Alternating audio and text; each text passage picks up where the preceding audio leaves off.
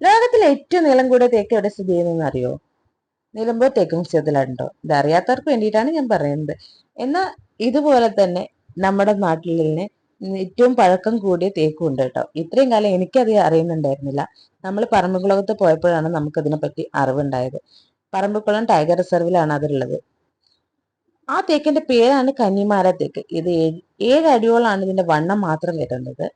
പിന്നെ ഇത് ഒരുപാട് കാലമായി, അതുകൊണ്ട് തന്നെ ഇതിന് മഹാവൃക്ഷ പുരസ്കാരം കിട്ടിയിട്ടുണ്ട് 1994. പിന്നെ അവിടെ ചെന്നപ്പോ ഈ തേക്കിനെ കുറിച്ച് നമുക്ക് വേറൊരു കഥയും കൂടി കേൾക്കാൻ പറ്റി.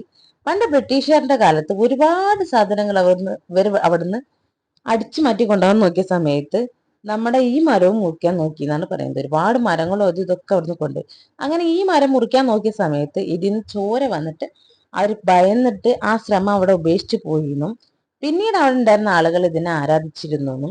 ഇപ്പൊ ഗവൺമെന്റ് ഏറ്റെടുത്തതിന് ശേഷം ഇത് നമ്മളെ പോലുള്ള ടൂറിസ്റ്റ് വരുമ്പോൾ അവർക്ക് കാണാനുള്ള ഒരു ടൂറിസ്റ്റ് പ്ലേസ് ആയിട്ട് മാറ്റിയിരിക്കുകയാണ്. എന്തായാലും പോയ സ്ഥിതിക്ക് ഇതൊക്കെ കാണാനും പറ്റി, ഇതിനെക്കുറിച്ച് അറിയാനും പറ്റി. ഇനി നിങ്ങൾ ആരെങ്കിലും ഈ കഥ ഇങ്ങനല്ലാണ്ട് വേറെ രീതിയിൽ കേട്ടിട്ടുണ്ടെങ്കിൽ ഒന്ന് കമന്റ് ചെയ്യണേ. പിന്നെ ഏതായാലും അവിടെ ചെന്ന സ്ഥിതിക്ക് നമ്മൾ അതിന്റെ മുന്നിൽ നിന്ന് 4 പോസൊക്കെ ചെയ്തിട്ട് കുറച്ച് ഫോട്ടോസ് ഒക്കെ എടുത്തിട്ടുണ്ടായിരുന്നു കേട്ടോ.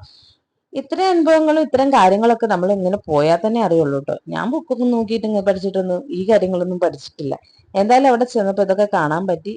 എന്തായാലും അന്ന് ചോര വന്ന സ്ഥിതിക്ക് ഈ മരമെങ്കിലും അവരവിടെ ബാക്കി വെച്ച് പോയത് നന്നായി. അതുകൊണ്ട് നമുക്ക് ഇതിനെപ്പറ്റി അറിയാൻ പറ്റിയല്ലോ.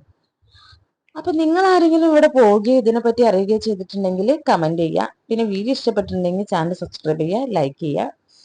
പിന്നെ ഇതിന്റെ ബാക്കി വീഡിയോസ് ഞാൻ ഫുൾ വീഡിയോ ആയിട്ട് എന്റെ ചാനലിൽ അപ്ലോഡ് ചെയ്യുന്നതാണ്.